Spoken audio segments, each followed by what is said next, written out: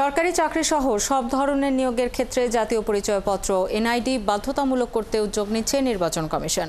বিকেলে নির্বাচন কমিশন ভবনে সাংবাদিকদের কথা জানান এনআইডি মহাপরিচালক এএসএম হুমায়ুন কবির। বলেন, চাকরি পেতে ব্যবহৃত একাডেমিক তথ্যের সাথে জাতীয় পরিচয়পত্রের তথ্যে অমিল থাকার বিষয়টি নজরে এসেছে। তাই চাকরি ক্ষেত্রে সমস্ত অফিস ও প্রতিষ্ঠান সহ সব ক্ষেত্রে এনআইডির তথ্য রাখার নির্দেশনা দেওয়া হয়েছে।